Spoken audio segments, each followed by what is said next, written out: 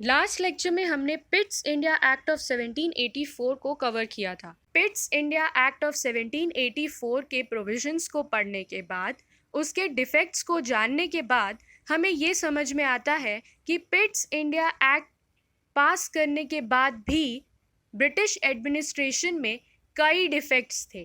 Pitt's India act of 1784 के defects को rectify करने के लिए और ब्रिटिश एडमिनिस्ट्रेशन को और बेहतर बनाने के लिए लॉर्ड कॉर्नवालिस की अपॉइंटमेंट की गई थी। वॉरेन हेस्टिंग्स के बाद जो अगले गवर्नर जनरल ऑफ इंडिया बने वो थे लॉर्ड कॉर्नवालिस। लॉर्ड कॉर्नवालिस ने अपने ही टेन्योर में चार्टर एक्ट ऑफ 1793 को इंट्रोड्यूस किया था।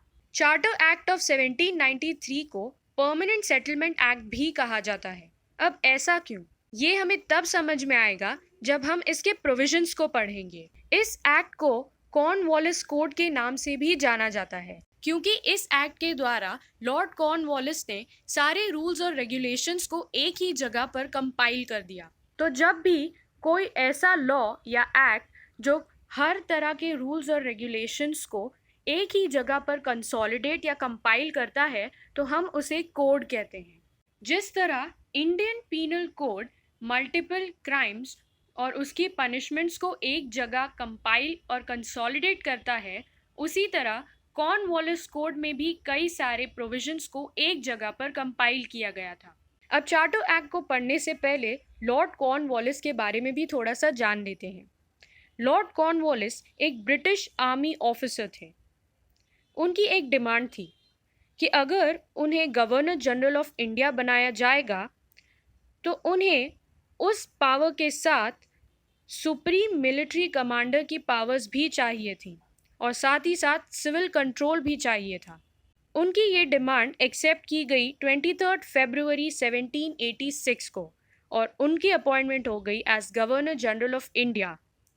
गवर्नर जनरल ऑफ इंडिया होने के साथ ही साथ वो कमांडर इन चीफ भी थे, यानी उनके पास सारी मिलिट्री पावर्स भी दी गई थी। अब इन्हीं वाइड पावर्स का यूज़ करके कॉर्नवालिस ने एक ऐसा कोड बनाया जिसने पूरे इंडियन ब्रिटिश एडमिनिस्ट्रेशन को ही रिफॉर्म कर दिया। ऐसा कहा जाता है कि चार्टर एक्ट ऑफ 1793 के वजह से कुछ 48 मेजर चेंजेस लाए गए थे। लेकिन इस एक्ट को पास करने के पीछे का रीज़न क्या था? तो रीज़न ये था कि ब्रिटिश ईस्ट इंडिया कंपनी में एडमिनिस्ट्रेशन और लीगल प्रोसीजर्स को लेकर काफ़ी ज़्यादा कन्फ्यूजन था और इसी कन्फ्यूजन्स का मिसयूज़ करके करप्शन भी किया जा रहा था।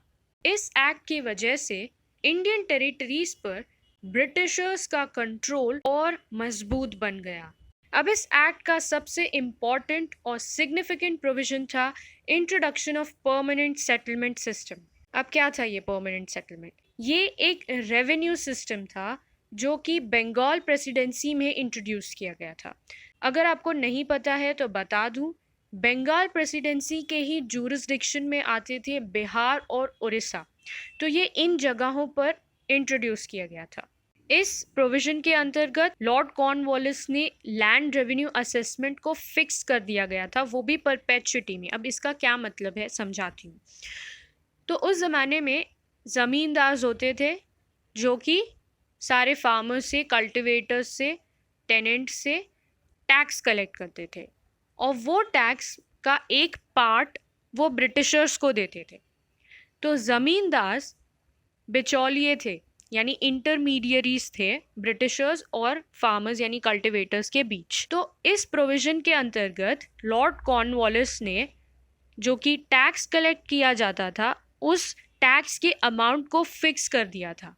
इस टैक्स को लैंड रेवेन्यू कहते थे। अब लॉर्ड कॉर्नवालिस ने ये चेंज इसीलिए इंट्रोड्यूस किया था, इसके पीछे का लॉजिक ये था कि चाहे ज़मींदार को मिलने वाले टैक्स में फ्लक्चुएशन आए या ना आए, फसल अच्छी हो या ना हो, ब्रिटिशर्स को मिलने वाले जो रेवेन्यू है, लैंड रेवेन्यू, इसमें कोई चेंज नहीं होना चाहिए, उनको स्टेबल तरीके से इनकम मिलती रहे। अब परपेचुइटी का मीनिंग ये था कि इनडेफिनिट टाइम के लिए, हमेशा के लिए इस अमाउंट को फिक्स कर दिया गया था। तो जब तक ये सिस्टम रहेगा, जब तक ब्रिटिशर्स रहेंगे, उनको वो फिक्स्ड अमाउंट मिलता रहेगा इनफाइनाइट टाइम के लिए। अब इसी के साथ जमींदार को एक राइट दिया गया था, हेरिडिटरी राइट ऑफ ओनरशिप। अब क्या है ये राइट? जमींदार के आने वाली सारी जनरेशन्स के पास ये राइट होगा कि वो लैंड रेवेन्यू कलेक्ट कर सकते हैं, और ये राइट उन्हें इस समझौते पर दिया गया था कि वो जो भी पैसा कलेक्ट करेंगे उसका एक फिक्स्ड अमाउंट, जो कि फिक्स्ड लैंड रेवेन्यू असेसमेंट जिसको कहा जाता है, वो ब्रिटिशर्स को देंगे। और ये समझौता था in perpetuity, that is for an indefinite period of time. इसे परमानेंट सेटलमेंट इसीलिए भी कहा जाता है क्योंकि कॉर्नवालिस के आने से पहले रेवेन्यू एडमिनिस्ट्रेशन में लैंड रेवेन्यू के अमाउंट को लेकर काफ़ी कॉम्प्लिकेशंस थे, और लॉर्ड कॉर्नवालिस के कॉर्नवालिस कोड के बाद इस अमाउंट को फिक्स कर दिया गया, यानी इस डिस्प्यूट को परमानेंटली सेटल कर दिया गया। और परमानेंट इसीलिए क्योंकि इस अमाउंट को इनडेफिनिट पीरियड के लिए, यानी इनफाइनाइट टाइम के लिए फिक्स किया गया था। इस एक्ट के द्वारा कंपनी के ट्रेडिंग राइट्स को और 20 साल के लिए एक्सटेंड तो कर दिया गया था, लेकिन ईस्ट इंडिया कंपनी को ये पावर भी दिया गया था कि वो अब इंडिविजुअल्स, मर्चेंट्स और कंपनी एम्प्लॉयज़ को इंडिया में ट्रेड करने का लाइसेंस दे सके। लेकिन कंपनी के पास अभी भी टी और ओपियम में ट्रेड करने की मोनोपोली थी। इस एक्ट में क्लैरिफाई किया गया था कि east India company British government के लिए काम करती है, और इसी तरह ब्रिटिश गवर्नमेंट का कंट्रोल इंडियन टेरिटरीज पर डिफाइन किया गया। जुडिशियल सिस्टम में भी चेंजेस लाए गए थे। पहले के ज़माने में माल अदालत हुआ करती थी जो रेवेन्यू मैटर्स और रेवेन्यू असेसमेंट के डिस्प्यूट्स को डील करती थी, लेकिन माल अदालत को चार्टर एक्ट ऑफ 1793 में अबॉलिश कर दिया गया।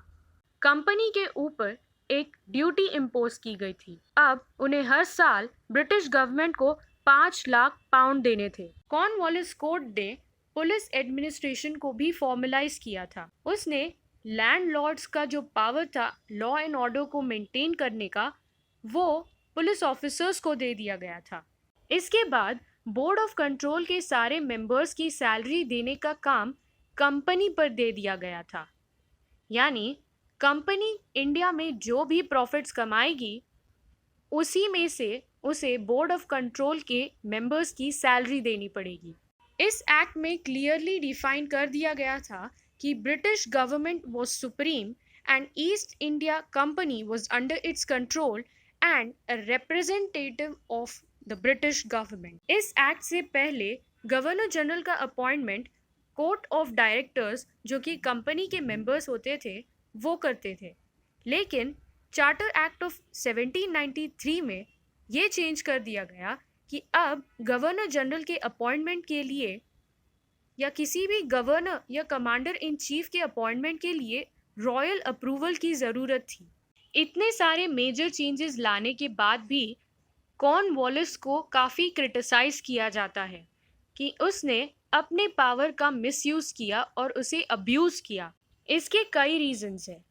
पहला ये कि वो गवर्नर जनरल ऑफ इंडिया था, जिसके पास मिलिट्री, सिविल और गवर्नर जनरल के सारे पावर्स थे, यानी उसका कंट्रोल सारी प्रेसिडेंसीज के ऊपर था। वो एग्जीक्यूटिव, लेजिस्लेचर, जुडिशरी और डिप्लोमेटिक डोमेन्स को कंट्रोल कर सकता था। उस पर ये इल्ज़ाम भी लगाया जाता है कि उसने ऐसे ऑफिशियल्स को अपॉइंट किया जो उसके फेवर में बात करते थे। परमानेंट सेटलमेंट एक्ट ने इंडिया की वेल्थ को पूरी तरह से ड्रेन कर दिया। इस एक्ट को पास करने का सबसे बड़ा ड्रॉबैक इंडिया की इकोनॉमी पर पड़ा। ब्रिटिश ऑफिसर्स भी इस कोड से खुश नहीं थे और इसे क्रिटिसाइज करते थे, क्योंकि उन्हें अब करप्शन करने में दिक्कत आ रही थी।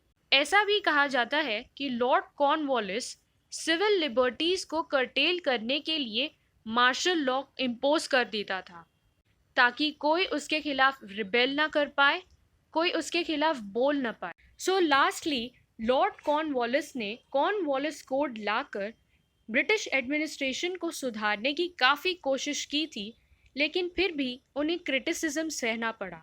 So this was charter act of 1793। जाने से पहले एक सवाल का जवाब देकर जाना, क्या आपको पता है वो कौन से गवर्नर जनरल थे जिन्हें 2 बार गवर्नर जनरल अपॉइंट किया गया था? कमेंट सेक्शन में हमें ज़रूर बताएं। Stay tuned for more lectures and subscribe to By the Law because we fuel your wings.